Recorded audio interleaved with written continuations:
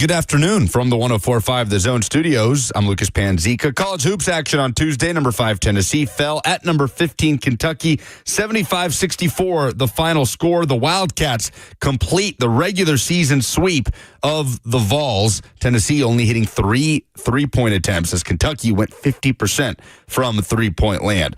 Vanderbilt fell to top-ranked Auburn at Memorial Gym, 80-68. The final score.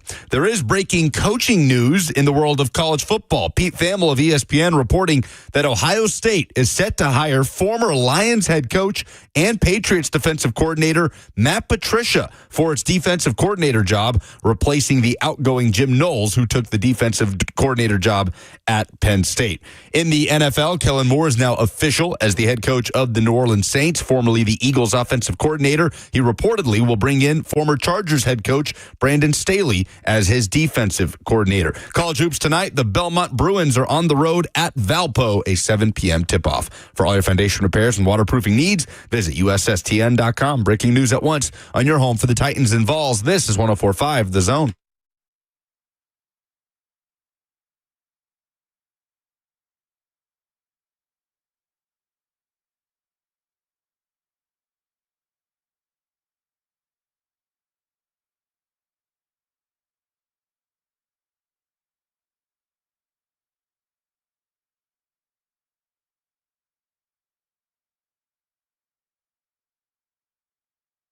Cover 2 with Blaine Bishop and Zach Lyons here on 105 The Zone, powered by All Four Seasons Garage Doors, 615-737-1045. The University of Tennessee lost last night, while the University of Alabama just continues their winning ways. That's how we're going to begin this thing right here. I mean, Alabama beat Texas 103-80. Just saying. I mean, they put a whooping on Texas. We must put a stop to this. Oh, man. Jackson, could you please stop this?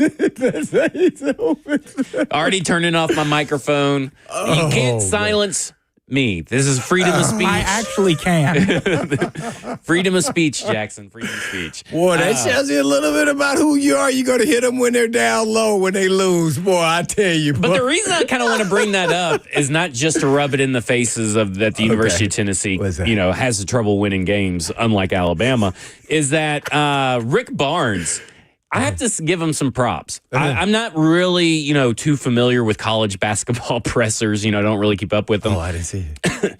But these last few losses, Rick Barnes, man, he just tells it like it is.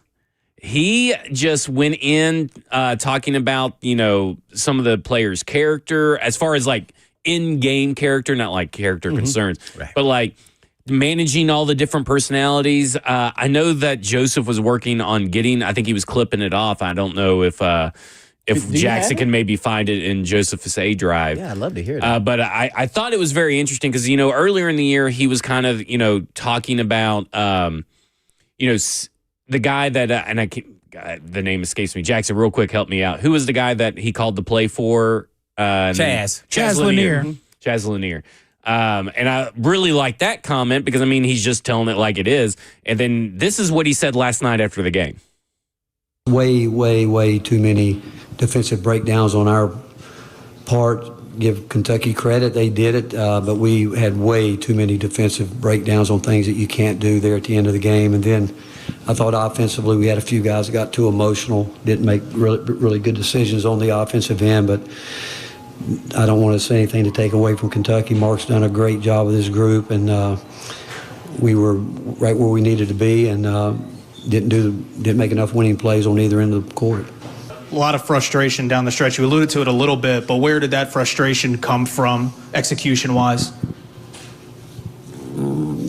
Some of it is some of these guys haven't been in situations like this. A little bit of it, but by now, with as many games as we've played, I can't buy that, to be honest with you. I think it goes back to individual guys. We know our guys, and we know we got some guys that are pretty cool and calm. Some guys we know get a little bit too emotional and kind of zone out at the wrong times. I think every team I've coached, there's been different personalities like that, but it can't happen at that time. I can only tell you that. When you work hard enough to get yourself in position to win on the road against anybody in this league, the mental part of it, you've got to take care of it, and that's on both the offensive end and the defensive end. The breakdowns that we had in the last 10 points they scored were it can't. I mean, they made a couple shots, but it was our execution really.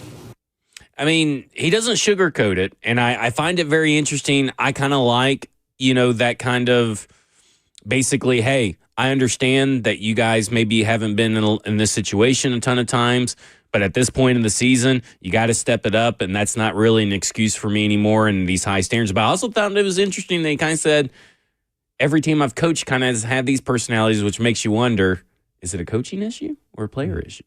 I kind of viewed it a little bit differently there. I think he was being honest and contrite, and that's kind of who he is. So this is nothing out of the norm here, actually. No. I commend him for it. He tells it like it is. But as far as you see, it goes into you better understand each individual players. That's what he said.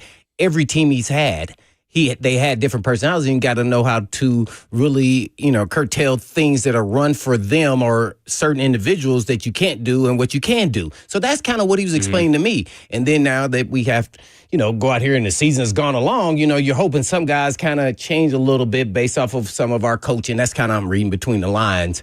And then some guys just are always going to continue to be the same. That's kind of how I view it. I think that was fair. Only thing that I don't like is, I don't like when it can be construed as negative in a loss. See, that's what I'm getting at. But other than that, I don't find what he said to be negative. No, I know. Some people will, for sure. Construe it as that. I think it's constructive criticism, which is almost missing in today's game because of soft society to, even coaches kind of have to change how they go about their business. So, yeah, I think he's just a truth teller, and ain't nothing wrong with it. Hey, at the end of the day, he still should have said, I don't know if he did, I didn't see the interview, that, hey, Kentucky, not only are a well-coached team, they play their best against us for whatever reason they got our number this year. Yeah. He should have just said it, point blank. Why not? They do. Yeah. They play different against them than anybody else. They hit threes. You can't hit threes. They got swept. You get that broom out. Wasn't Jackson, I know you pay attention to the stats, didn't they have the same stats shooting three-pointers? Kentucky than they did the last time, 12 for 24 or something like that? Yeah, Kentucky's was very close. Tennessee's also very close as they went 3 for 18. That's Colin. Only one guy made a three-pointer for Tennessee last night. Get that broom out. Igor Milicic.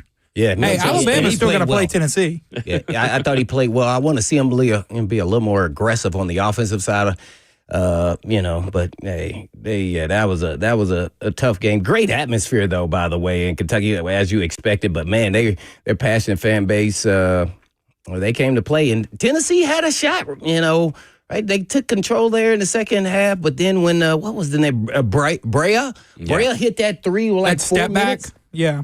Oh my gosh! And then he hit another one like in 2 minutes.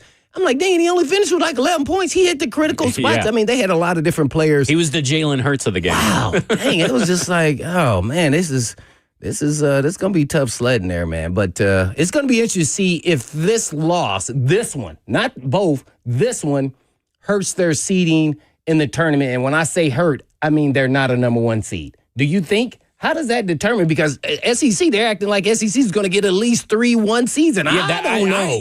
That was brought up last week, and I'm like, I don't even know if that can legally happen. It can. I mean, I don't think Tennessee will get a number one seed. They're going to probably be a 2 seed. I think the collective losses, I don't think it's just this loss, because losing to the 15th ranked team on the road, that's not a huge deal in the eyes of the seeding committee. So yeah, I think I'm sorry. I meant that they've lost to Kentucky twice, one at home and on the road. It's just their losses against seeded teams. When you're the top 5 team in the country, you're supposed to win some of these games against the elite competition, and they're not winning them. They're not winning them. You know what I heard yesterday from Joseph? He was complaining about their seeding initially, when the ranks came out this week. He was complaining about it, and then, Tennessee kind of proved That's a tortured Tennessee fan thing. I think I've complained about their seeding in March Madness every year since the Kennedy Chandler year. Where are you at right now, and how far they're going to go? I think second weekend, if you Yeah. Caught me in an honest moment. A top five second weekend? I mean, they've made it out of the second weekend once with Barnes. I know you're looking at the history. So, like, and I don't see Dalton Connect walking through the door, so I'm not picking him to go any further than the second weekend. How many times were they ranked in the top 5 when Dalton Connect was on the team? Do we know? I have no clue. I don't remember as much I'd as be I the love last Dalton person to Connect. ask about And that. naturally, Jackson's right. There's Yeah. no player walking through the doors even close to that. But I think as a unit, as a team, they may be a little bit better. Sometimes that kind of works out that way. When an elite player leaves, then other people should rise. You know who I'm really disappointed? Not Chaz is inconsistent, but I wanted to see Meshack step up this season and be more of an offensive threat, especially when Rick Barnes said he hit the most threes this offseason than anybody on the freaking team. Yeah. That was a quote. Yeah, And he's exhausted and can't even get up a shot half the time. Yeah. So I was just like, because athletically he has the potential to be an NBA player. You just got to show some on offense. And it's just, man, he didn't have A lot of high hopes for this University of Tennessee team. And listen, anything can happen when you get into the tournament, but history has kind of shown that Rick Barnes and his unit is typically not a team you want to bet on. And they lost to Kentucky with players injured. With the Robertson guy, then the Butler guy who came back is now out again. Like he got hurt during the game. I don't know if it was a shoulder or what was it, elbow? Yeah, Kentucky was banged up. Tennessee last season hovered around the 4 to 8 range with Dalton Connect. On average. So that's where they were last year. Yeah, but how many times? I just didn't recall them being ranked in the top 5 very long. I've seen in the final rankings they were 5th. They were 5th. And I'm seeing a couple 4 or 5s, probably like 3 or 4 times. Okay. They hovered in that range pretty much all of March Madness into the final. So they've been ranking. the same, but the team isn't the same. You got to admit right now. Oh, no, with the Dalton team- Connect on a team, they're ranked pretty much the same as what you just said compared to last season, but the team just doesn't look as exciting to me. you're the guy. There's not a guy on this Tennessee team right now that can drop 40 points on a single given, like on any given night, can drop 30 or 40 points. There's just not a guy who can do that on this roster. There you go. A little bit basketball talk to start the show. Yeah, I love it. When we come back, we'll go to your phone, 615-737-1045. We got Rob, but we'll also talk about, could this be the year of the bridge quarterback? One NFL analyst thinks so. This is Cover 2 with Blaine Bishop and Zach Lyons here at 105 The Zone.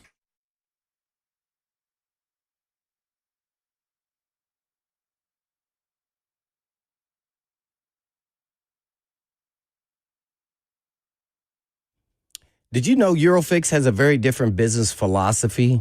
They staff all their locations with more staff than the average auto repair shop, just so they can be ready for when an emergency pops up out of nowhere. So have you ever noticed how hard it is to get a right now appointment for a vehicle repair? Some dealers can be more than 2 weeks out just to get a freaking appointment, but not Eurofix. Eurofix have been offering quality repairs that beat the dealer without the dealer pricing since 1999. Plus a 3-year nationwide warranty and the staff to fix your car right now. So if you're tired of waiting forever to get your car into the shop, then call Eurofix. Owner Aaron Stokes says we will never be too busy for our customers. We're here to take the pain away, and we mean right now. And Eurofix repairs all European cars. And Eurofix says yes to speedy repair when others can't or won't. Family owned for 26 years. And all you have to do is just give them a call at 844-EUROFIX. That's right, 844-EUROFIX, or you can visit them online at myeurofix.com. That's myeurofix.com. I was telling Blaine, said you.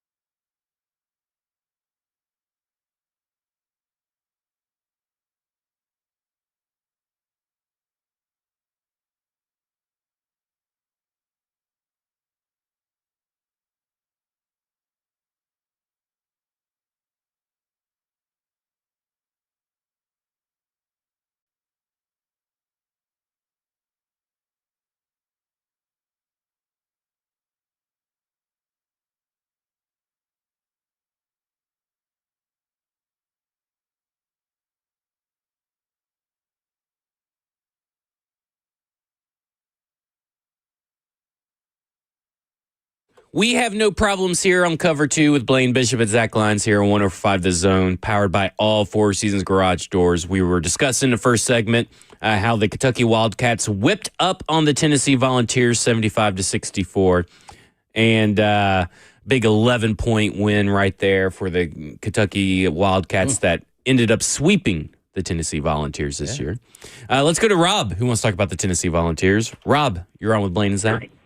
Hey, guys. Thanks for taking my call. I hope y'all are doing well today. Yeah, y'all are hating on Tennessee Vols basketball a little bit. I don't understand. Yeah, man, the Kentucky game was actually really close last night, and they kind of let it go in the last minute, so the score looks a little bit lopsided. But you got to think, we go down to Auburn, they lose to them by 2 points, hold them to the lowest point total at home all season long. Lost to Vanderbilt by 1 point. So 5 losses really should be 3 losses. And, you know, it's a game of runs. I think Tennessee can run the gauntlet if they can beat Bama. You know, they head into the SEC tournament. They could be a good team in the NCAA tournament this year. So I'll hang up, but y'all got to give a little more love to Tennessee. I mean, they got to win games to earn my love. Well, I don't know. Well, I definitely gave him some love. I just talk about in this particular game versus Kentucky. They seem to have their number, and Pope and crew have outcoached Barnes and outplayed them as well. That's the facts at the end of the day. They need to get more out of Chaz, and I think they need Milicek needs to be a little more aggressive all the time and not just in a half of a game. To help them get over the snide. I don't think they got to do it as a group because they don't have Dalton Connect or some player like that. So they just got to continue to go on. Obviously, they got a real good team. They play great defense. It's just something about Kentucky's length and them shooting threes against them is just really weird. Almost like I was watching the same game. It really just on the road from the last time they played them. So I mean, we'll see. You know, really, it's kind of like the Tennessee Titans. You got to prove it to me now.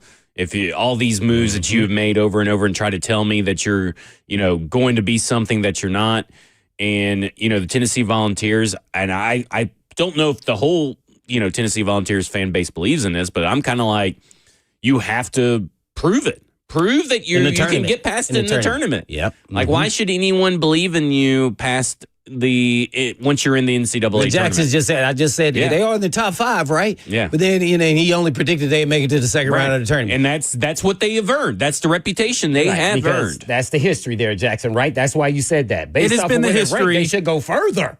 They should. I mean, I think of a lot of Tennessee teams, obviously, in the traumatic viewing experience that has been Tennessee basketball in the later rounds of the NCAA tournament. The Admiral Schofield Grant Williams team, 2018-2019, lose to Purdue.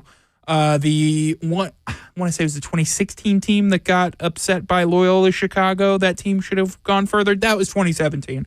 Last year's team, I think, is the best team that Rick Barnes has had at Tennessee because he had the superstar level top player, one of the top players in college basketball, which he just hasn't had. Yeah. Well, right now, Rick Barnes is really upset. They shot Kentucky 50% from 3-point land. Guess where Tennessee is ranked in defending 3-pointers? First or second? They're at the top, like 27%. Like, that doesn't happen. They've done it twice. Yep. So what is it about their team that they're able to do that? I mean, that's the big question. Then what team are you going to draw? Is it going to be a team that has that perimeter shooting that you tend to struggle with this year? It'll be interesting to see. It's almost to the point to me where Tennessee may need to win that SEC tournament to get a better seeding, like to get the best chances. Get the number 1 seed. Yeah, to get the best chances to go far into the playoffs and get out of this funk that these Rick Barnes teams are in. Like, it's kind of a necessity if you want to make it far. Like, it doesn't seem like they can ever make it far. They have to win the SEC? Maybe they can make it to the championship. I don't know if they have to win the SEC. Do you think? With to all get their the number losses, 1 seed. That's the goal.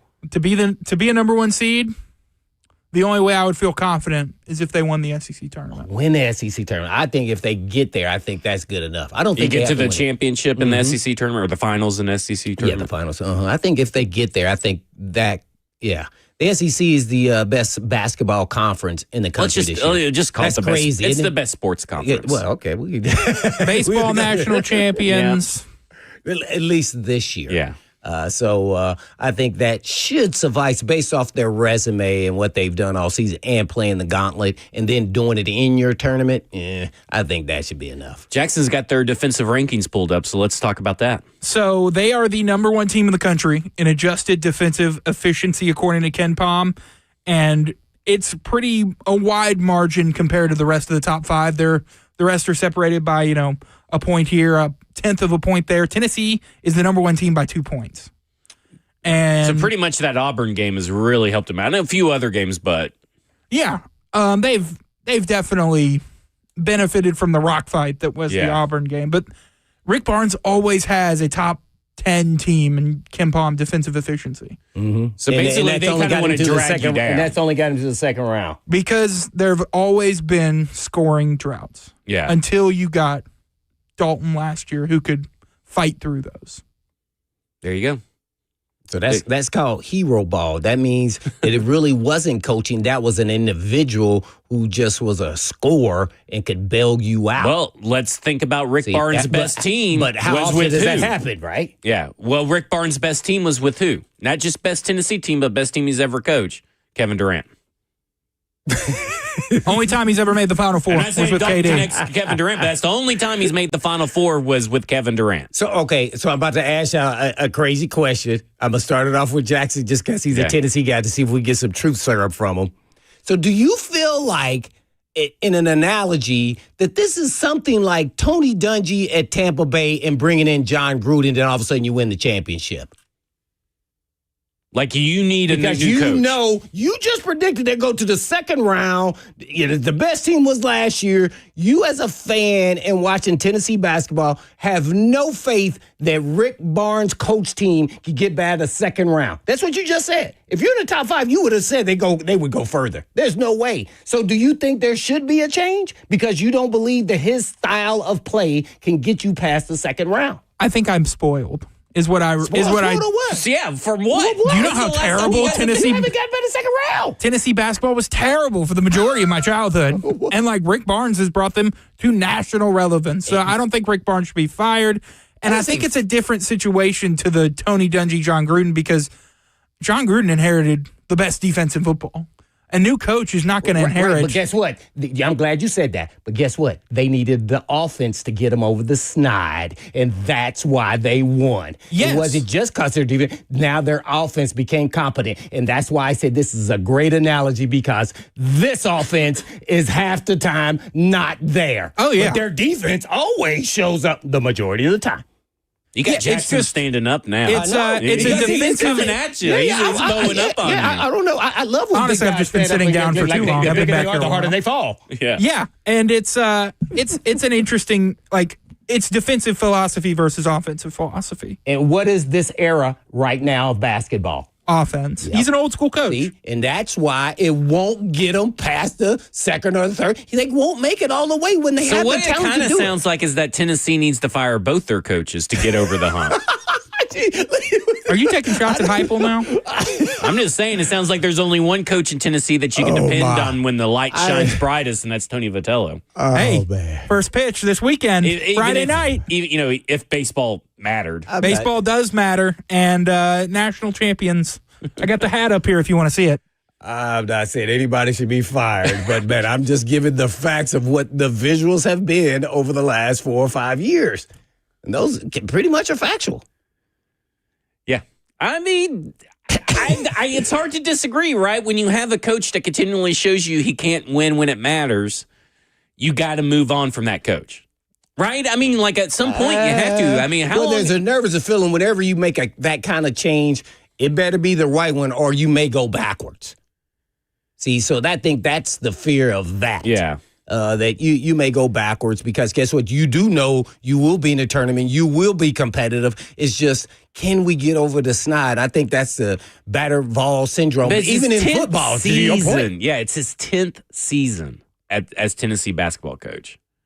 10th season. He's brought you to relevance, right? Yes. So now you need someone to take advantage of it. And it doesn't seem like Rick Barnes could take advantage of that relevance, like recruiting, coaching, elevating a team. And I think he's adapted to, just not all the way. I think he's got to ease a little bit more to that offensive side a little bit more. Yeah. I think that it's great during the regular season, but when you get in tournament time, that's when it matters. It's not going to work. They got to put up points, man. Frank in the F&M Bank chat on YouTube, Twitch, Twitter, YouTube, Facebook Live on Zone TV says the only way Barnes is replaced is when he retires. Well, you guys better be praying for some retirement then. Oh, I don't know about that. Yeah, I don't think he's going to retire, do you? Yeah, he'll retire at Tennessee. You think right, so? Exactly. So he'll be there forever, like to when he decides to leave. Yeah. There were thoughts that he may retire after this special season. hell, it sounds like. What? Does he deserve the chance to retire, in your opinion, or should he go ahead and get fired? Yes, he should retire at Tennessee. But when should he retire, in your opinion? When the time comes. Oh, that's a cop-out. Let's go to Dylan, because I'm tired of that cop-out attitude. Let's go to Dylan in Texas. We who were wants on to talk. live radio Dylan, right you're there, on with man. That Blaine was and your Zach. chance to shine. Yeah, this is Dylan. I was just calling to correct the Kevin Durant comment. He didn't make the Final Four with Kevin Durant. He did make his lone Final Four. I believe that was in 03 or 04 with T.J. Ford. Kevin Durant, I believe he was bounced in the second round, the round of 32. Oh, really? I thought that was Kevin Durant's year. You sure You about would that? think so. I'm 100% yeah, sure. you're totally right. His T.J. Ford, James Thomas, and Royal Ivy were the NBA players that year. Oh, yeah, so that's one of his you are favorite right. players, You too. are correct. Thanks for the correction, Dylan. I appreciate it. See, I don't mind if I got one wrong, misremembered. Well, I mean, if you're on Sports Talk Radio, you at some point you're going to get one wrong. There's no doubt about that. Listen, those early 2000 years, they're a little hazy because I was in college, so they're all a little melded in together. Well, it was great. Did Durant get Player of the Year that year? Or What? No? Did Durant get Player of the Year that year? One of the years. He did. He did. That was Yeah, unanimous. He was only in school one Yeah. year, wasn't he? Or no? He was only in school 1 year. Okay, I was making sure. I didn't. If I recall correct, I didn't know if it was one or two. Yeah. Oh, speaking of hazy years and stuff in college, I do want to give a shout out. Last night, I stopped off at a restaurant, and a guy came down and sat next to me who listens to the show. His name's Mark. Bought me 2 beers last night, so I really appreciate that, Mark. Dang, he said, yeah, one was for Jackson. No, he said none were for Jackson. He said that Jackson guy, he doesn't take a stand when he's called on. I just don't think Rick Barnes should be fired. Why? He can't win you anything. He's brought Tennessee back to relevance. I know it, but now it's time to get to actual relevance that matters. I mean, if you're the number one team Relevance from with 2018, Yeah. they've been the number one team multiple times under Rick Barnes since 2018 to now. You can't fire that guy right now. If it starts slacking It's how off, teams stay mediocre. Let's go to Jim if he wants to talk about the Tennessee Volunteers. Jim, you're on Blaine and Zach. Hey guys, how y'all doing? Doing good. How are you? I don't think you can be down on Tennessee, and this is coming from a Kentucky fan because this whole tournament is going to be crazy. It's like anything I've not seen. In the top 25, any of these teams can win anymore. With the portal the way it is and players moving, it's just not like it used to be. It's wide open. Yes, it is. And that's exciting in itself. I will say this. I mean, Jim's right. The SEC is fantastic. Now, I don't know if you heard this last night, Blaine, but there was an announcer last night who detailed just how tough the SEC is.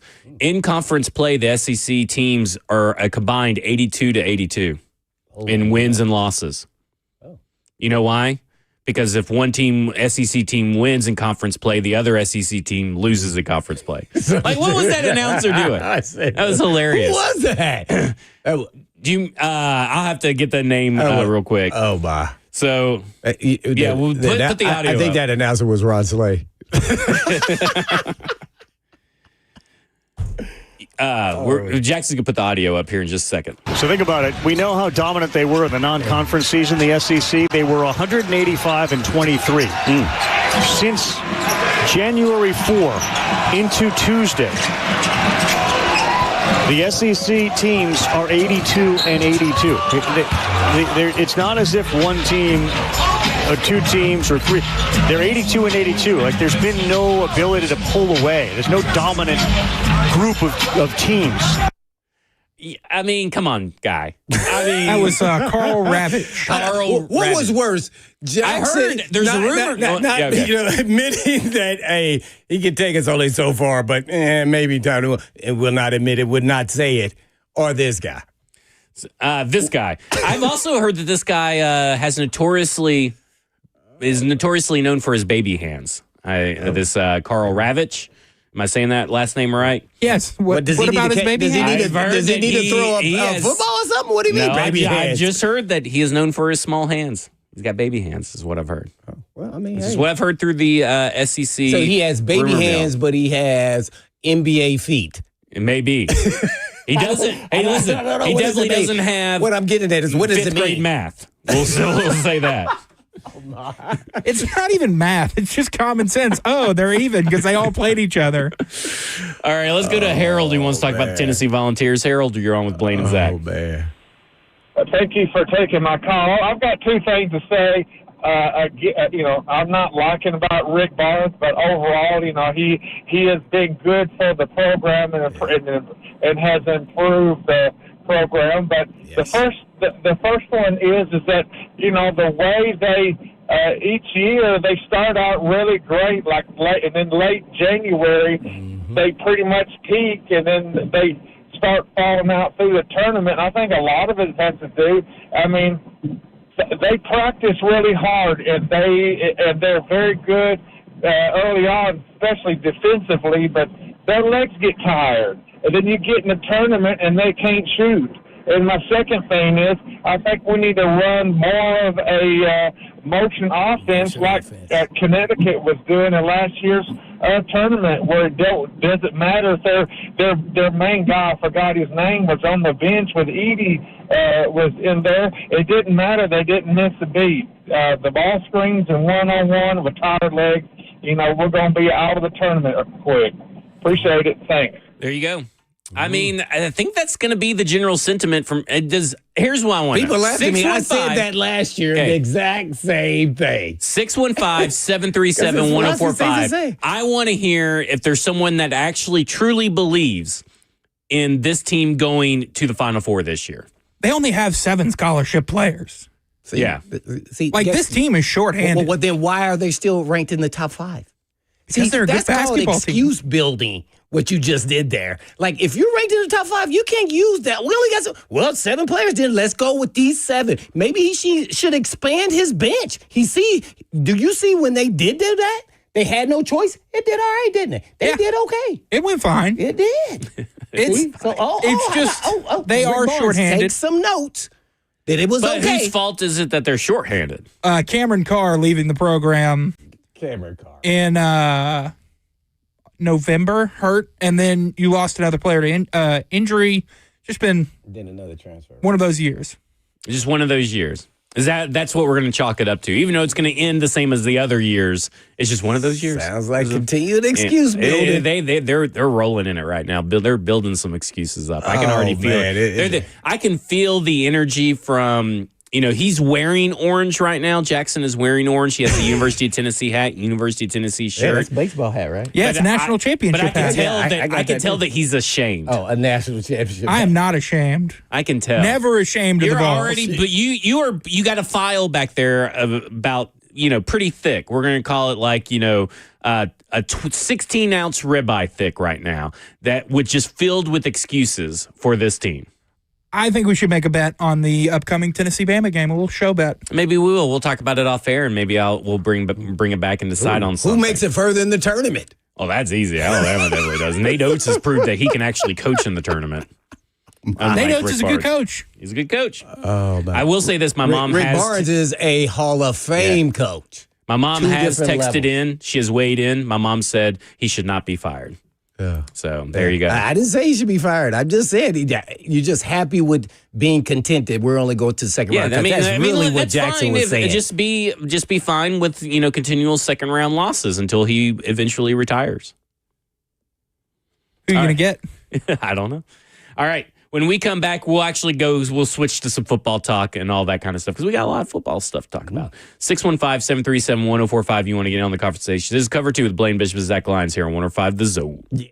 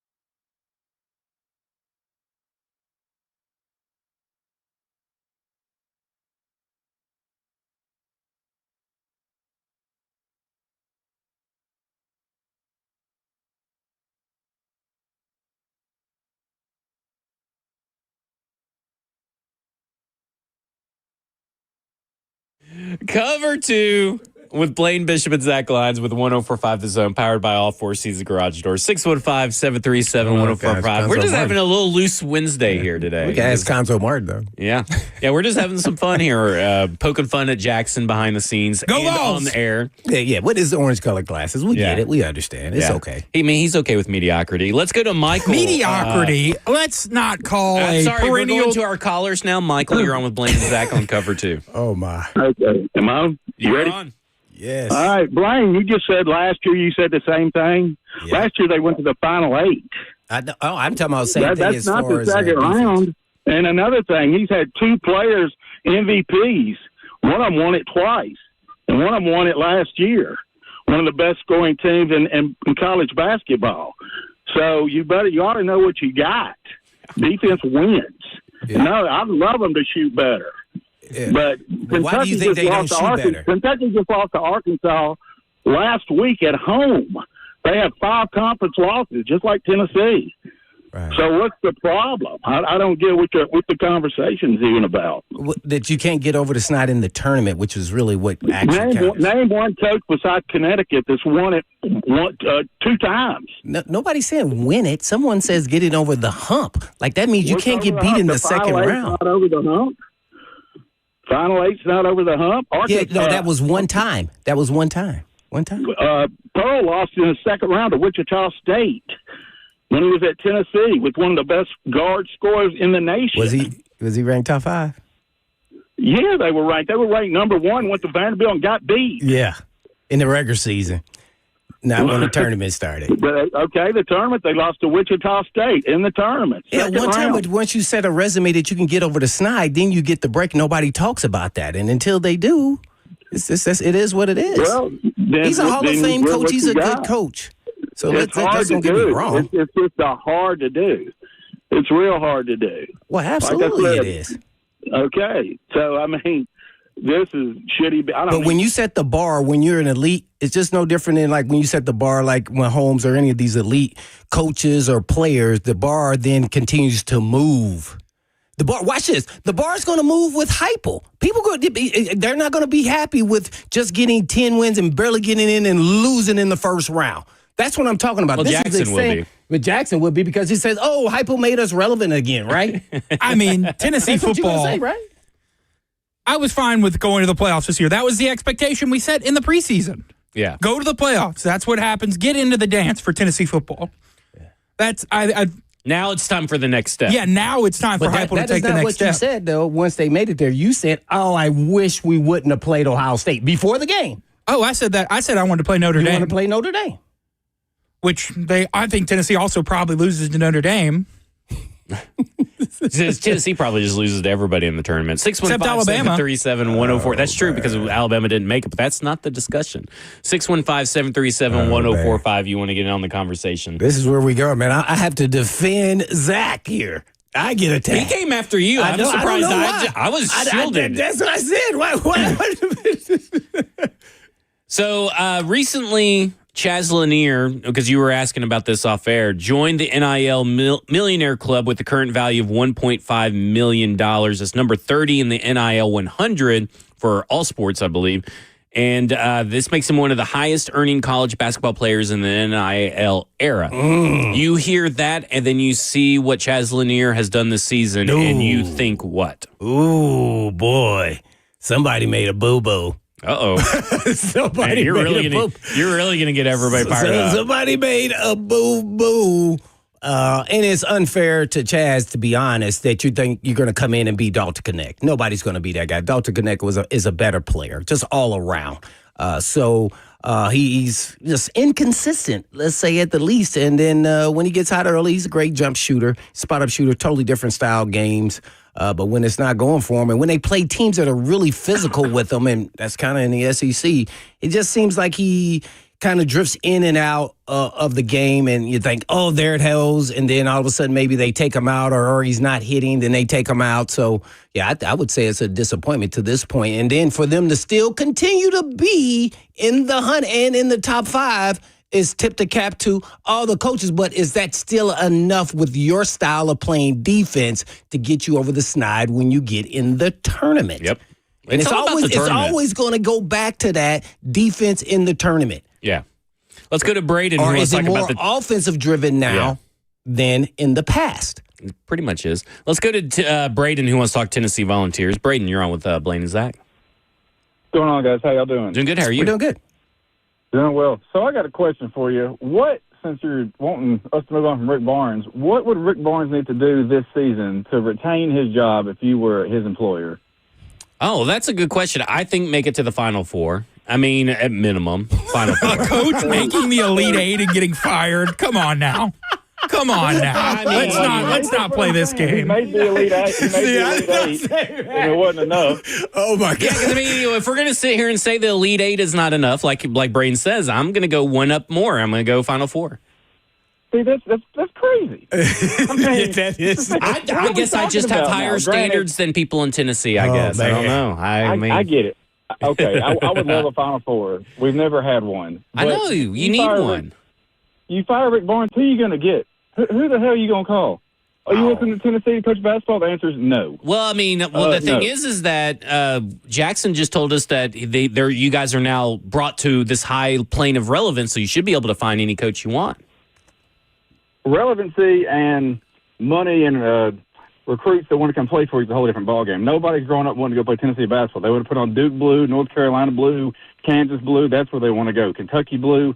That's the problem with Tennessee. You can have a great coach, but we're not a blue blood. We're not what the young generation wants to go play for. So Rick Barnes is great for the program. I want him. I wish him well. I wish we could win a title. But people wanting to push him out, sit down, shut your mouth, be quiet. All right. All right. Have a good day. Thanks, Braden. So Braden's saying that you guys just need to change the color of your uniforms is what I heard. If he asked me that, I would have said probably Elite Eight, probably a little more consistently, and then eventually great coaches will figure out that how to get over the snide. Yeah. Like, I mean, Final Four is really difficult. Now, in between there are some years you would say, hopefully we make it to the Final Four, and then all bets are off, and then you can say, but, yeah, Final Four is not the cutoff for me there, Zach.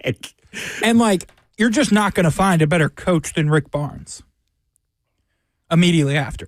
You don't think so? I don't think so. Now, you're not going to find a Hall of Fame caliber coach. Is Pope a better coach than him? No.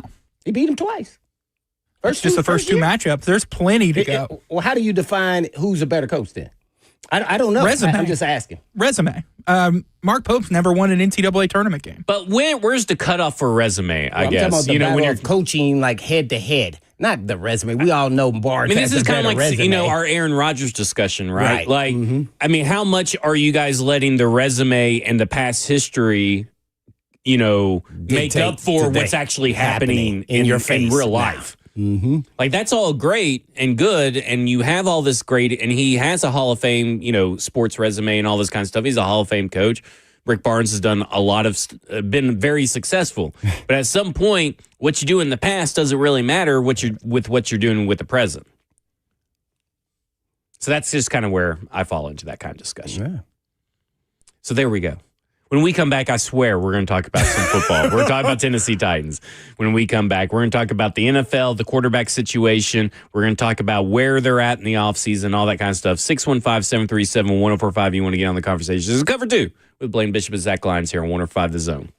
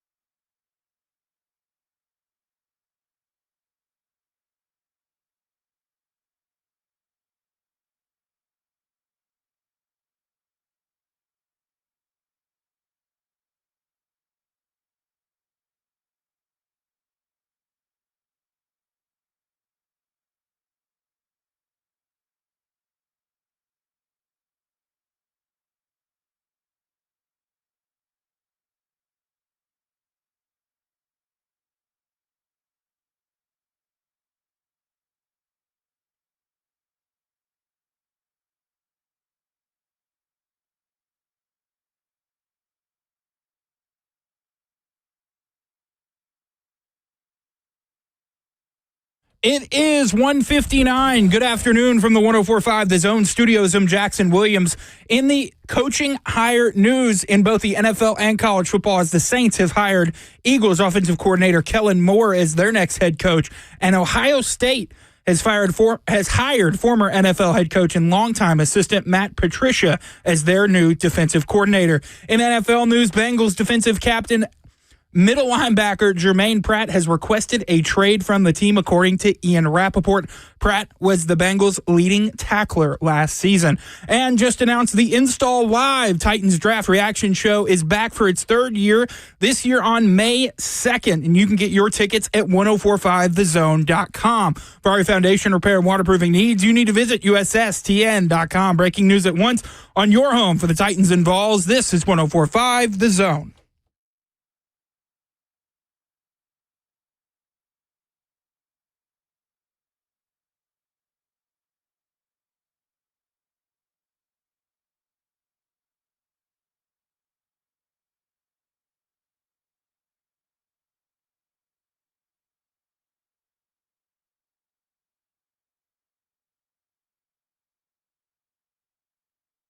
Cover 2, Hour 2 with Blaine Bishop and Zach Lyons here on 105 The Zone, powered by All Four Seasons Garage Doors, 615-737-1045. If you want to get on the conversation as we shift to the Tennessee Titans and the NFL world. But first, hey, it's Wednesday. You know what that means. It's a winning Wednesday with Athletes Unlimited Pro Basketball, where you can win 2 tickets to see this weekend's game at Nashville's Municipal Auditorium.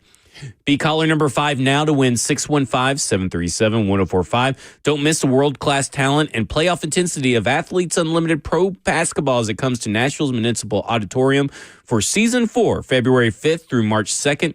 Come watch stars Alicia Clark, Sydney Colson, Lexi Brown, Jordan Horston, Isabel Harrison, and more. Tickets start as low as $20. We get you access to both games of the doubleheaders, post-game autographs, activities on the court, and more.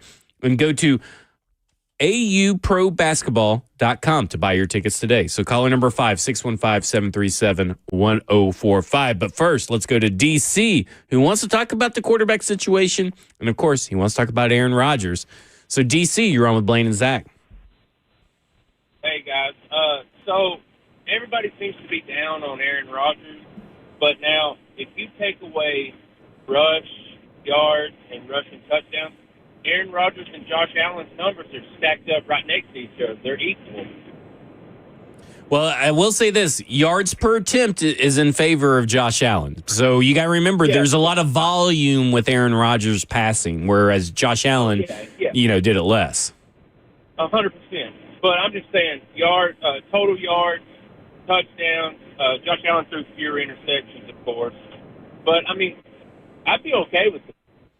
Gotcha. Well, it's interesting that you bring that up because I wanted to bring something up to Blaine about Aaron Rodgers because Blaine, was talking about, if I was in the room if I was the general manager, you were talking about all this a couple times now with Aaron Rodgers. I'd tell him, you got to be able to do this and you got to do that. That's what Aaron Glenn did, didn't he? Well, that's what. Funny, I know Aaron Glenn. Well, here's what's funny about that. First off, that's technically illegal to do against the CBA. I couldn't believe that they were able to do that about the Pat McAfee show. You can't be telling guys what to do outside on their free time. But, I mean, you can also say, I can pass up Pat McAfee and stuff like that. But that goes to show you, guess whose head's not in the right place still? Aaron Rodgers. Yep, so, now that you know that, where are you at, Blaine, on Aaron Rodgers? Oh, it's a no. It's a no. Yeah. Now, he may change with a different team. Do you think this could change?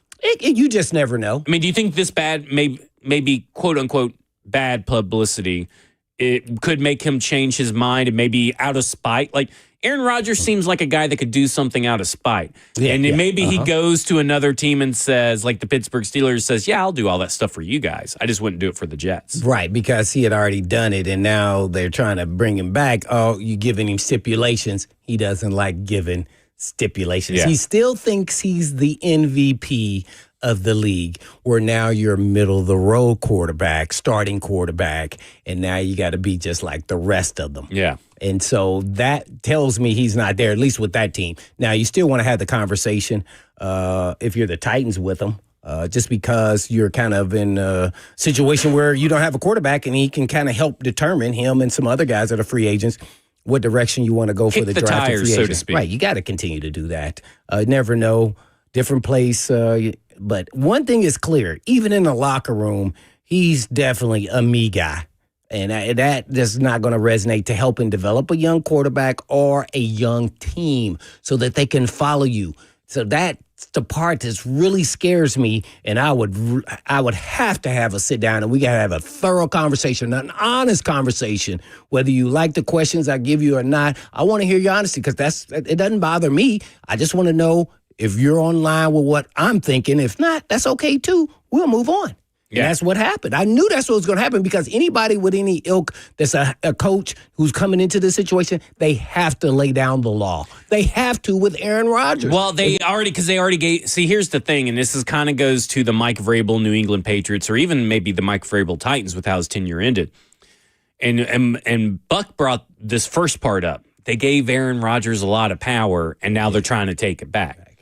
They gave Mike Vrabel a lot of power, and then they were trying to take it back. The Patriots are giving Mike Vrabel a lot of power. They're not going to be able to take it back. Once you give someone power, a taste of power, it's very hard to make them humble themselves on the fly and have them stay in the same situation where they're less than, right? Because now Aaron Rodgers, without this power, would be less than what he was last year. Not in terms of talent, but in terms of what he views his own self-worth. So there's a little bit of ego in play, right? So like them, goes back to that. yeah. So like them trying to take that power away, he wasn't going to go for it. Does not mean that he may not change his mind, like we said, for another situation. And it takes a little humble, cream pie. That's all he needs. And I don't know if he will, especially if he still believes he can get it done. Yeah. And that's the hard part for an elite level player when they become just a good player. They have to.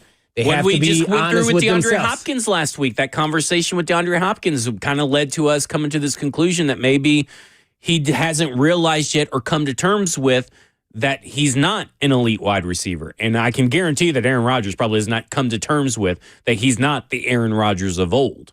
You get what I'm saying? He's not that dude. So, there's a lot of struggle here, with Aaron Rodgers right now. 2022... he was a little bit on the decline. 2023, he gets injured. 2024, continued kind of the decline. Whether that's tied to the injury or not, we'll see. But at the end of the day, he's just not eating that humble pie. Not cream pie. People don't know what that is. That's just a pie. It's really weird because some players have really tough time just going through that. And to me, if you don't have that honest conversation with your people who are supporting you and kind of getting you to recognize where you're at in your career, then you're going to fail at that. And then you might as well just get out of the league and start his media, tour, however he wants to do it. So maybe listen, that's what he should do. If he doesn't want to do that now, there's always going to be a team out there that's going to, Tomlin, I don't know if he would even co-sign on that. If any coach right now that is one of these quarterback needy teams, if any coach can handle the Aaron Rodgers situation, it's Mike Tomlin. But that does not necessarily mean that he wants to handle the situation, right? He's got the skill set to handle it. Him and Arthur Smith, I think, both have those personalities where they can handle it. But I just don't think they may want to handle it, right? There's a difference between being able to have the skill set to do something, right? Does not necessarily mean that you want to do it in certain situations. Well, depending on how desperate they are. Yeah. Well, if you get to me, I go back and look at the Pittsburgh Steelers. They have over $40 million in cap space. Okay. Now, it's not a lot compared to some of the other teams that are still quarterback needy, but if I'm them, I'm looking at Aaron Rodgers plus Devontae Adams if he's cut. So, that's what I'm willing, if I am the Steelers, not the Tennessee Titans, but if I am the Steelers, I am willing to make an attempt with Aaron Rodgers to get Devontae Adams as well, because when you look at who's actually under contract for the Steelers right now, their playmakers are George Pickens and Pat Freiermuth. They have nobody else of note really on their staff. So they are in desperate need of a wide receiver. And they are desperate need of a quarterback. And they are a win-now team. And I kind of look at it and I go, that's still, to me, in my head, the perfect fit. It's just that, do they want the baggage? But the baggage may not be as much for them because guess what? The Steelers just freaking win. It doesn't matter who the quarterback is. So if you're winning, everything's copacetic with the Pittsburgh Steelers and Aaron Rodgers. All he cares about is winning, right? All he cares about is making himself look good in those wins. So if you got Devontae Adams, George Pickens, Pat Freiermuth, and that defense, that's a win-now mode with Mike Tomlin and Aaron Rodgers. I think that you could find common ground for the path forward for that to work. That would be an option. That would be interesting because you're right. Tomlin, man, but I still think he's going to do TV. So what happens when things aren't going so well? When you go on a 3-game losing streak? It could happen. It could happen. But I think that I think a 3-game losing streak with the Steelers is different than a 3-game losing streak with the Jets. Because listen, they ain't firing Mike Tomlin. I mean, they've kind of shown you them, not at least for Aaron Rodgers, right? Like they're not going to fire him for Aaron Rodgers. Whereas the Jets, they'll do whatever they want to do off the whim. It seems like. Do you think the organization would even consider Aaron Rodgers to a extent where I think this would be a good fit? Like in their heads. You talk about the Steelers or the Titans? The organization, the Steelers. Yeah, I think so. That seems to be a pretty big link right now. And even Vegas is kind of reflecting what everybody's kind of saying and stuff. Because I just want to say that we said it first on this show on Monday. We brought up Aaron Rodgers and Steelers. And suddenly, after our show, Vegas comes out with the odds and Steelers have the best odds at 2-1 odds. Maybe we're influencing the markets more than we think, Blaine. But I do think that they would entertain it because, I mean, they just went. Russell Wilson's not as bad as Aaron Rodgers and like the crazy stuff that he says and everything, but there was a lot of baggage with Russell Wilson, too. And they handled that pretty well throughout the season. Different kind of baggage. But they still were able to handle it. I think how many years, and Dixie in the chat brings this up, how many years did they deal with Antonio Brown? Different kind of baggage, but they dealt with Antonio Brown for a long time. Man, they also have, George Pickens. I think that may be an issue too. Yeah. But I mean, again, Aaron Rodgers can distribute the ball, right? So like if Aaron Rodgers can feed George Pickens while also feeding Devontae Adams, which shouldn't be a problem because there's not many people you could throw the ball to for the Steelers. I don't know. It just makes sense. But Devontae Adams also has to get cut, but I do think on the table. I think he's going to get cut. Yeah, I think that's pretty. I don't know if I'm pursuing Aaron Rodgers that it just has to be that I'm getting Devontae Adams. I would really. I know the Steelers need a receiver. I think for the Steelers it would have to be. I think other teams are different. Right.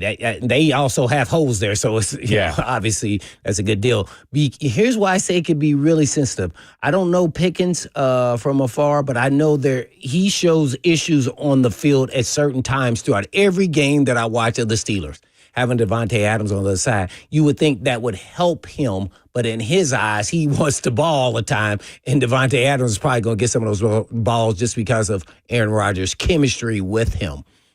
So I don't know if that could become eventually an issue unless Aaron Rodgers is very keen and aware of this and is going to go out of his way and put his arm around Mr. Pickens and say, hey, man, just stay involved. I'm going to get you the rock. Just know I'm going to get it there. Just be patient. Yeah. I just don't know if he's that kind of quarterback. No, but I think Arthur Smith is that kind of offensive coordinator, if that makes sense. I think that the way they'll distribute the ball, it's going to be kind of like what it was at Minnesota, right? Like in Minnesota, do you forget that the quarterback determines where the ball goes, not the coordinator? I think they both do, but like what I'm saying is like this. So Kevin O'Connell said that our offense is basically it's Justin Jefferson first, then you go to the next guy. And what do you think? And I think it would be you'd go Devontae Adams first, and then you go to the next guy. And see, that's wrong. You think that's wrong? That's wrong. Yeah. See, that's what I'm getting at. Yeah. See, just that right there alone. Who's the better player right now? Pickens or Adams? Adams. Yeah. Well, yeah. I mean, like Adams is. I don't know, man. I think some people at this point of Adams' career would say it's pretty even. Oh, I wouldn't. I'd push back hardcore on that. I just think some people around the league and just says he has some little spouts throughout the season through games. that kind of make people look at him differently. But his talent level at this point in time is right on par or better. And I said talent. That means he's a better player, but his talent is much more on another level as far as Adams is at this point of his career. Yeah, I would say athletic talent. So, yeah, that's what I'm referring to. So I just it'll be interesting. Chemistry is key. One thing I've always talked about, and I don't care what sport you're playing, is chemistry I value over elite talent. We just, and that just, to me, if everybody's on the same accord and really relishes in their role and what we've asked them to do offensively or defensively as a coach or OC, DC, then you typically don't have those issues with great leadership along the way with the players. Yeah. Because eventually you're the ones out there playing, and the coaches only can do so much in the pro game. Well, let's do this. When we come back, we're going to talk about storylines to watch in the NFL in regards to the Tennessee Titans and the quarterback situation. This is Cover 2 with Blaine Bishop and Zach Lyons here on 105 The Zone.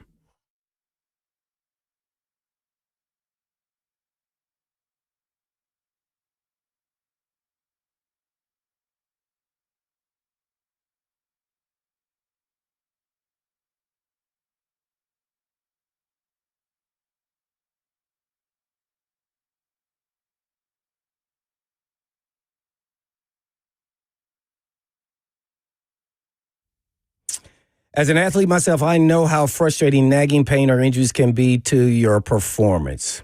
So if you're having a nagging pain or injury that has been keeping you from fully enjoying your favorite sports or activity, now's the time to finally take care of it, and spring is a great time to make this happen. And Edge Peptide and Hormone Therapy have multiple regenerative treatment options for treating, healing, and recovering from your injuries or pain. And Edge has everything from PRP treatments to stem cell therapy. Edge focuses on your body's natural ability to heal, and the ultimate goal is always to avoid surgery if possible. So you reduce joint pain, inflammation, promote tissue repair, and even improve mobility and function, just like I did in my left shoulder. Woo. And Edge also has comprehensive consultants to create the perfect treatment plan for you at some of the most aggressive pricing you'll find in the area. And all you have to do is just go schedule online at edgepeptide.com. Yes, that's edgepeptide.com, or you can give them a call today at 615-724-1878. That's 724-1878.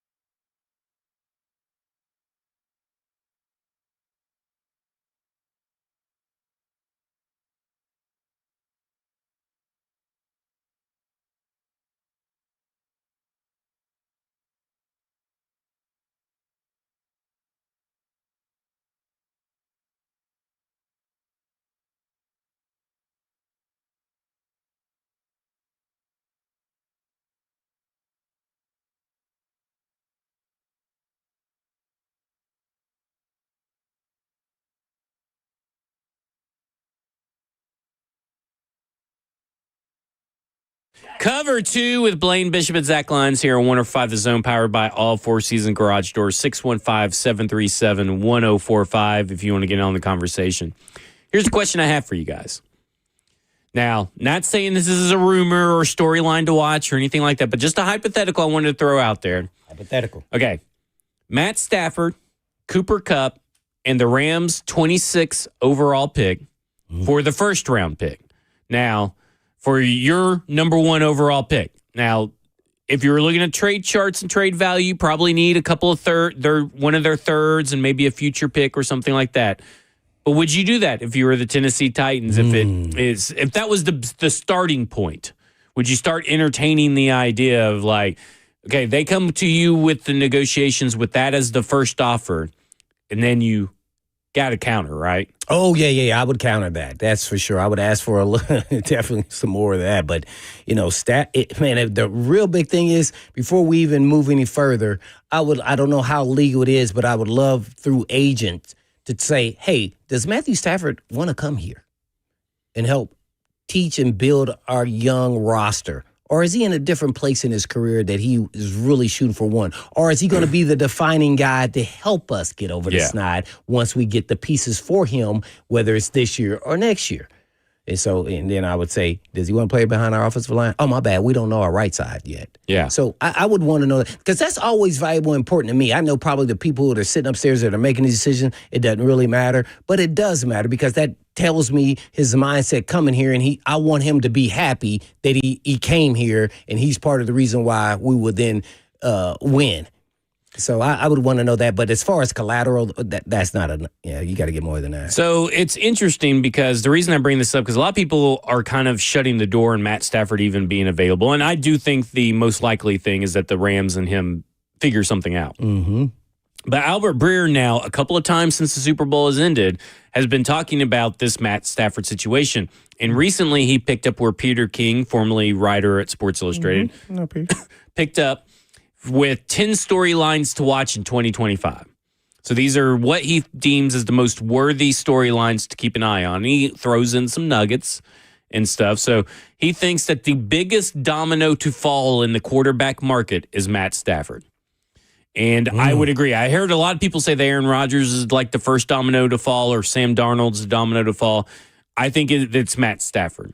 Because if Matt Stafford suddenly becomes available, that changes the outlook on everything about this landscape of the quarterback situation, right? I mean, you would have to think that every team that needs a quarterback would be involved. Yeah, see, I like him going to the Steelers. Well, that's the thing. I like that. So you're jumping a little bit ahead, but that is the guy. One of the teams that Matt Stafford is constantly connected with via Albert Breer is the Steelers. In a couple after the Super Bowl, because the feeling from the Rams is that Matt Stafford is still worth a first round pick. Okay, that's what they feel. The Steelers are sitting at number 21 overall, which is just 5 steps above the Rams, who sit at 26 overall. So I look at it and I go, man, if I'm the Steelers and I am in win now mode, because really the move for Matt Stafford is win now mode. Mm-hmm. That's why it's kind of, because you were talking about, it's kind of conflicting with the Tennessee Titans situation. Like, will he even want to come here? You would have to think him going to Pittsburgh, to the Steelers with that defense would make sense. With that play action passing game would make sense. Mm-hmm. And he has brought it up numerous times. Albert Breer has the connection between Pittsburgh and Stafford in a trade for that number 21 overall pick. So I look at it and I go, that makes sense, right? I mean, if you're the Rams, you get 2 first-round picks. And what can you do with those 2 first-round picks? If you love a quarterback in this draft, you can go up and get them. Mm. And I wonder if the Rams, because here's pretty much what everybody's got to remember. We don't know he's going to be available in March, but teams are keeping an eye on what happens with Stafford and the Rams when they're mapping out their plans for the offseason. That's what Albert Breer says. That's what common sense would tell you as well. The Rams moved $5 million from the final 2 years of his deal into 2024, guaranteed all of 2024, and removed all future guarantees in his contract last summer. That time has now come to renegotiate that contract, because that's what they promised him through this, that they would talk about the contract, now.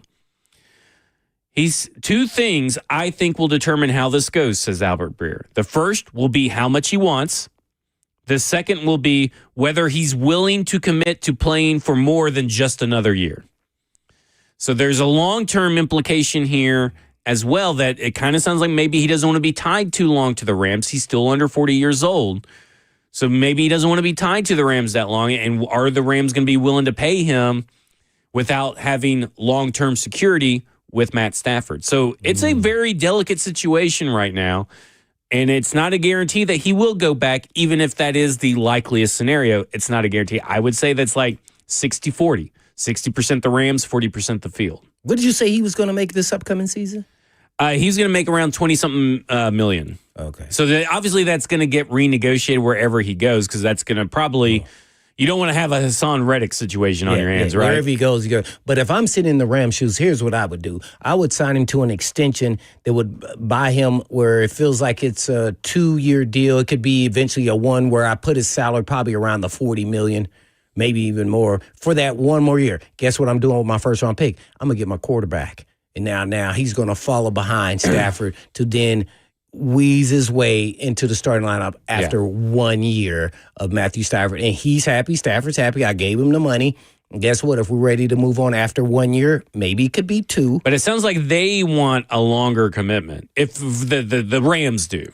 Well, it sounds. Oh, well, yeah. I mean, they want a longer commitment from Stafford. So then it becomes, do we take the risk that this is our last run with Stafford, or do we try to get something out of Stafford in terms of a first-round pick? Because even if he goes in and you get a comp pick, it's a third-round comp pick. You get what I'm saying? Well, here's where I view what they're really saying. They're saying at our price, we want to give you an extension. Yeah. But if you don't want to be at our price, then we may have to do something else. Right. So that's putting him into a corner. That's not really saying we want you for a long-term deal. We want you for the right price. Yeah, and a long-term deal. Right. Yeah. Well, that will determine all that. I'm going to say this. If my quarterback is 37, 38, I don't know how much I want a long-term deal, like a 4 or 5 year deal. I don't know if I really want it. So I think that's just, for them for negotiating purposes. I probably want him for 1 or 2 years left, and he wants, maybe a little bit more commitment from us on salary, and we don't want to do it. So this is part of the negotiating ploy, and they're trying to do it through the media and Albert Breer. So I think it's more so that. So with that all being said, to me, and don't forget Kelly Stafford's podcast. Right. With all that being said, with that getting out, that means they may move him. Well, you got to remember they moved to Ernest Jones, right? And because negotiations hit an impasse. It sounds like to me from Seattle's side, where Ernest Jones eventually ended up, because, the Tennessee Titans traded him too. And you got to wonder, is it because they realized they weren't getting a contract done? Kind of like how the Rams realized they weren't going to get a contract done. And now it sounds like the Seahawks aren't going to get a contract done. Mm-hmm.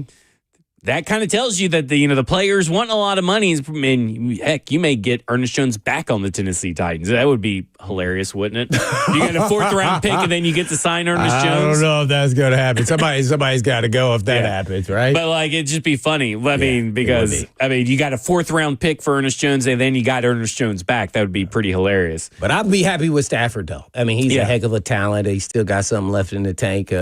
His arm talent is outstanding. He's probably lost a little bit on the speedball, but he's still one of the better throwers in the natural thrower. I remember him at Georgia, man. He's still doing it. Man, this is pretty good. This is how he ended this section on Stafford, at least, is so if Stafford wants a big contract adjustment and someone is offering a 1st-round pick and he's not sure if he can commit to 2026, so beyond 2025, that's where I could see this getting interesting. So there's negotiations got pretty contentious last year, so there's a precedent set that they're probably going to be contentious this year. But I think the Rams may move a little bit quicker because, as much as McVay went after Stafford and did all that kind of stuff, we saw the same thing happen with Goff. Once you kind of get on McVay's crap list, you may be gone. So we'll see how this rolls right now. But it would be interesting to see, first off, if they even get a 1st-round pick. But if they did, if I'm the Steelers, I'd be offering up number 21 overall for Matt Stafford. Yeah, I think that's a win-win for both. And then, now it's about how much do you want to, pay him Yeah. if you're the Steelers. Yeah. And they got the cap space to do it. I mean, typically you get a little juiced up when you're a veteran player like him to say, "Oh yeah, I got 3 years in me for sure." I mean, Pittsburgh's got $43.2 million in cap space. You would have to think that maybe that first year cap hit for Stafford, maybe on a shorter term deal, would be about 15 mil of that. So, like, they got the moves to be able to do it, and they got the 21st overall pick isn't a big one to give up for Matt Stafford. First overall pick, yeah, if you don't get a lot in return, but you could almost do an even swap right there. Okay. Interesting right here. Just real quick, the New York Post has put out an article just a few minutes ago, and Eddie in the YouTube chat turned me on the F&M Bank chat on Twitch, Twitter, YouTube, Facebook Live, wherever you watch your Zone TV. And so a football aggregator Instagram post came up and talking about how the Steelers are the betting favorites to land Aaron Rodgers. Pittsburgh safety, Deshaun Elliott, not that his voice carries a lot of weight. Yeah, I saw this yesterday. But like Deshaun Elliott dismissed the idea of Rodgers finding a home in Steel City, and a since retired comment has been deleted. But people, of course, once you say it on the internet, it lives forever. It says, leave his butt at the retirement home. And of course, he said the other word that I'm not allowed to say. So leave his butt at the retirement home. So, not to say that Deshaun Elliott has any kind of weight, but you got to think that like a lot of players probably feel that way about Aaron Rodgers. Because, players talk, right? Players talk all across the league. And, Garrett Wilson was like, wanting to trade if, he didn't really like Aaron Rodgers. So, well, I think, players got to be a little more strategic in their thought process. That may be how he personally feels, and probably for sure some other guys on the team. But you're not speaking for the organization. You always got to play in, close to the vest and in the middle. Say, hey, if the organization thinks that that's a good fit, then obviously that's the way we go, but we shall see. And that's kind of how you kind of play it off. You don't ever go all in about it, even though that's the truth from you. So you don't want to speak on their behalf because you never know what that may bring for you. They may be like, oh, well, we had to sign Aaron Rodgers, so we had to let Elliott go. Yeah. Since he didn't want him here. There you go. Yeah, see, so you'd have to. Yeah. So you just got to be, real careful with that. You never talk against a player because you never know where this may happen. You may be on another team and Aaron Rodgers go to your team. You don't know what may happen on draft day, who gets traded, who doesn't. All right, let's go to Philly Mike on the phones who wants to talk about the NFL. Philly, you're on with Blaine and Zach. Hey, Blaine and Zach, what's going on, man? What's up, brother Blaine? Hey, what's going on? All right, pretty good. Hey, man, I'm excited, man. Super Bowl number 2, overall title number 5 for my Philadelphia Eagles. Ooh, congrats. So overall excited about that. But I just wanted to talk about how experience really helps young coaches. Now, McVay and Sirianni, both young coaches, lost in their first Super Bowl. We remember that boring game, Rams and Patriots in Atlanta. I think it was, 13-3 or something like that. And McVay said he was totally unprepared and outcoached and so forth and so on. And Sirianni lost 2 years ago. And I remember him saying that if he ever gets back, I need to do this better.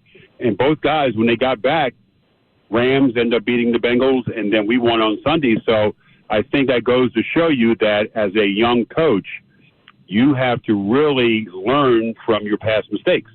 And both of those coaches got beat in their first attempt at the Super Bowl, but they both came back, had their teams better prepared, and ended up winning.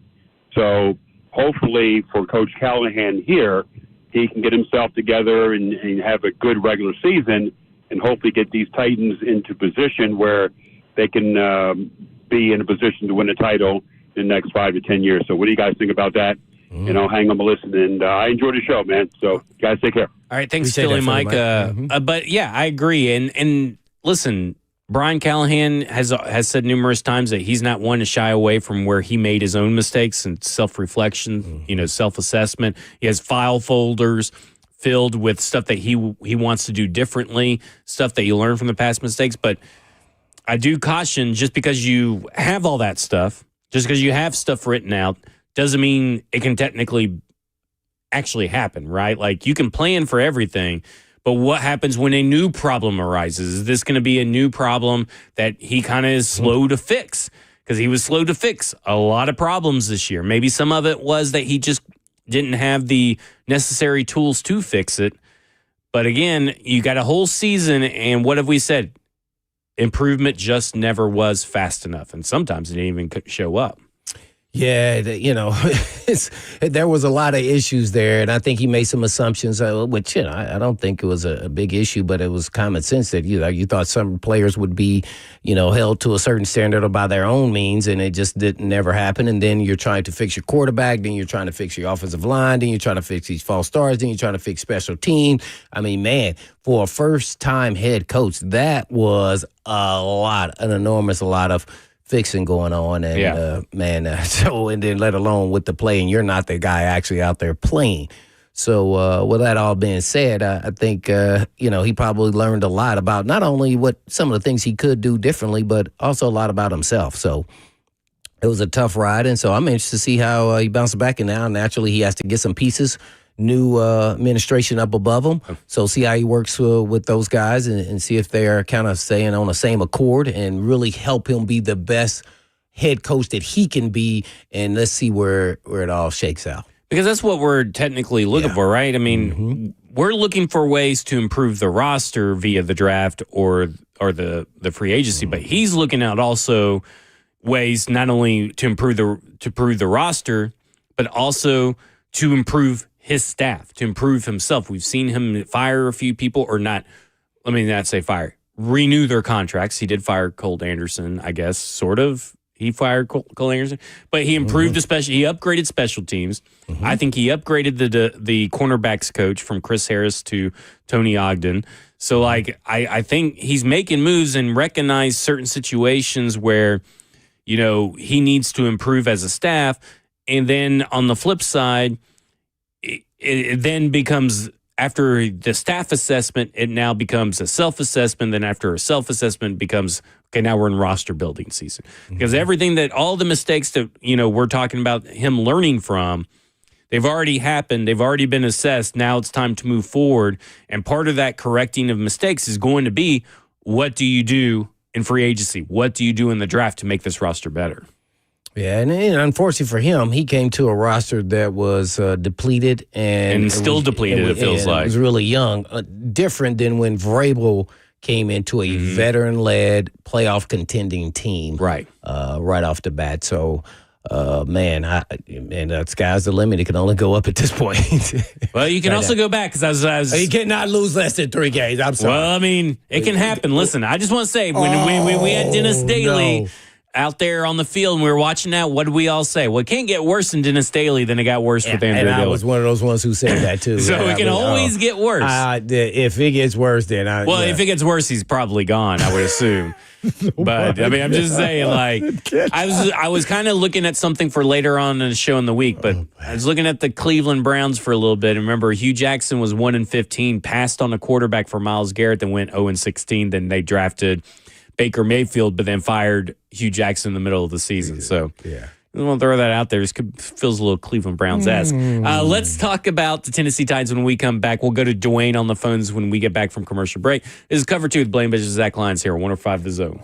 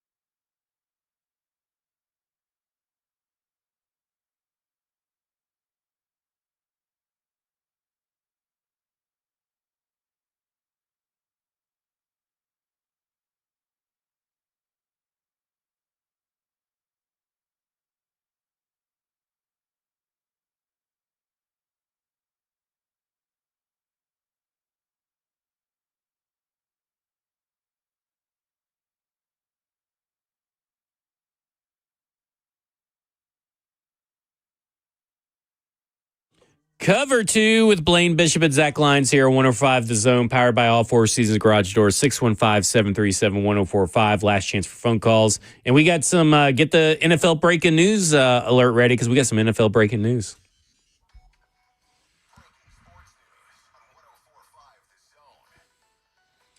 Jordan Schultz reports, sources, the Jaguars will interview former Titans GM John Robinson for their open GM position. Robinson also interviewed with the Jets earlier this offseason.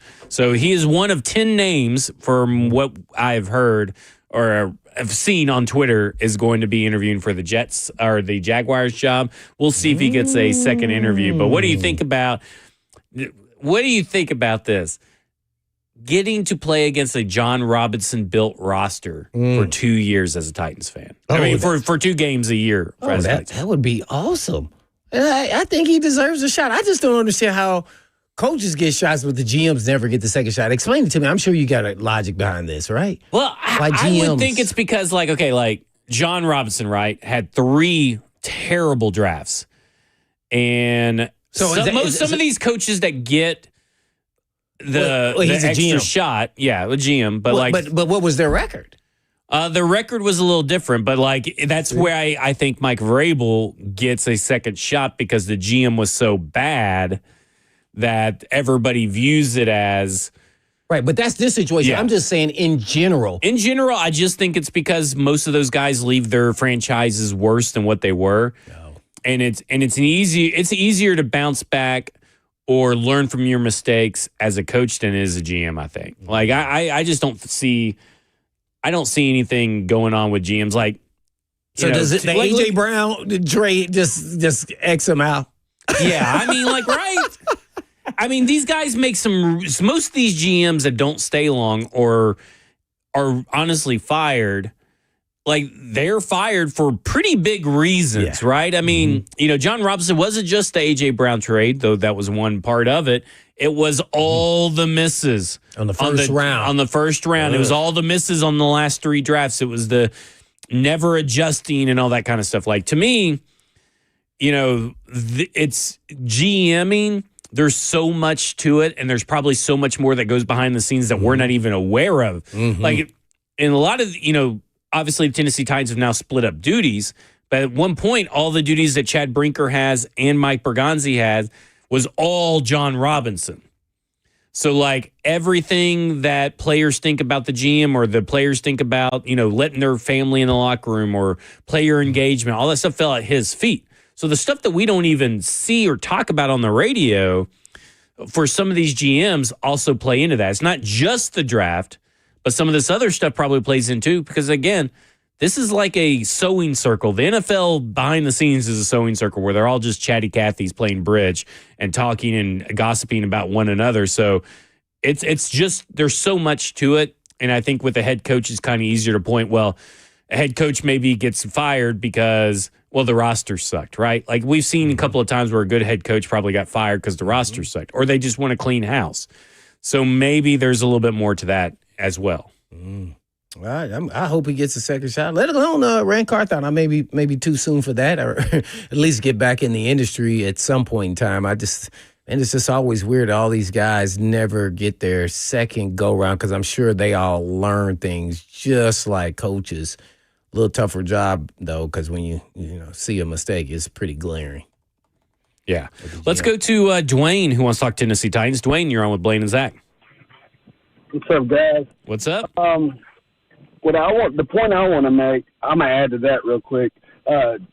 John Robinson, when it come down to it, Amy even said the final straw was the A.J. Brown trade, or was that with Vrabel? Am I wrong on that one? I'm sorry, repeat that again. You kind of cut out on my headphones real quick. Hold on, let me. He said that A.J. Brown was the final straw for Amy. Oh, yeah, probably. But, there's a lot that led into that, too, as well. Oh, well, we lost him. Okay. Well, there you go. We lost him. I think he had another question, but I think, did you hang up on him, Jackson? Yeah, Jackson. Oops. Yeah, don't blame me for that one, Dwayne. If you want to call back in, Dwayne, and get your second question in, you can. That is all Jackson. Mr., ashamed of UT, but settles for mediocrity back there. Yeah, I saw John Robinson was at, the Tampa Bay Buccaneers training camp? before the season? I think he was that's last where he year was or at something. some point throughout his career too. As well. Getting his face out there, getting a little face time, remind people that he exists. It's good PR to do. Remind people that you think he has any shot at getting the Jaguars job? No, not really. All right. Do you think he has any shot at getting a GM job? No, not really. So you just don't think he'll ever get a GM job? I wouldn't hire him. I mean, like, again, the guy doesn't like an analytics department. Dimitrov. We saw him. Yeah. Adequate GM. Well, you saw that he wanted to keep Will Levis. So, like, I mean, I don't know. Like, but do you think he deserves a second shot? If I were to give any former GM a second shot, it'd probably be Thomas Dimitrov. But I would have a hard time trying to find a guy that brings in new ideas, not old ideas. Because, I mean, again, the Dimitrov magic wore off. He gave Matt Ryan a bad contract and all that kind of stuff. So, like, again, it's Howie Roseman's one of those rare, and Ozzie Newsome was the same way. Like, there are rare GMs that can survive a 15-year reign as general manager. No doubt. Most people tend to wear out the welcome. And I think that's what the situation we're going to go back to Dwayne, and hopefully Jackson won't hang up on him this time. Dwayne, you're on with Blaine and Zach. All right, so the other point I was going to make, and no hard feelings, we're good. Callahan probably needs to listen a little bit to what Sirianni had said. I heard during the Super Bowl, it was either Sirianni at the end or the analyst talking about it. Let go of the play calling just because he knew there was so much more that he needed to pay attention to as a head coach. And I think Callahan should take heed to those words before he's looking at it as hindsight. Yeah, I think that's a good point, Dwayne. I mean, like, I'm not ready to get there yet. It took a little bit for Sirianni to even get there. And I kind of think that the ownership kind of got involved in that decision as well. Now, maybe Sirianni realized after the fact, after Kellen Moore was hired and he gave play calling duty or relinquished play calling duty for whatever reason, after the fact realized, oh, wow, I could do a lot more now that my time is freed up. But from what I remember, I believe that the ownership got involved after the season last year in both the hiring of Vic Fangio and the hiring of the offensive coordinator. Kellen Moore. So maybe there's a little bit of situation. Now, what will be interesting is now that Kellen Moore is gone, what will Sirianni do? Will he still let the next offensive coordinator call plays? Because as you just said, Dwayne, he talked about he learned from it and he realized that he could do so much more without it. But as we know, NFL head coaches have that ego, and there comes a little bit of power back his way.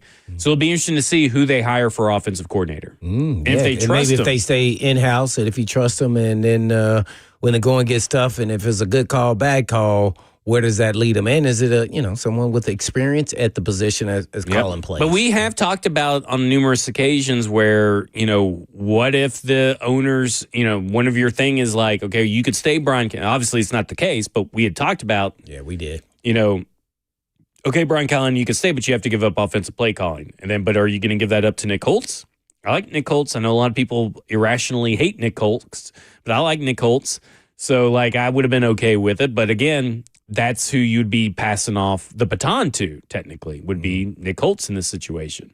So, again, we'll see what happens next year and what happens this year, because if there's another bad year, Brian Callahan's not going to make it after this year.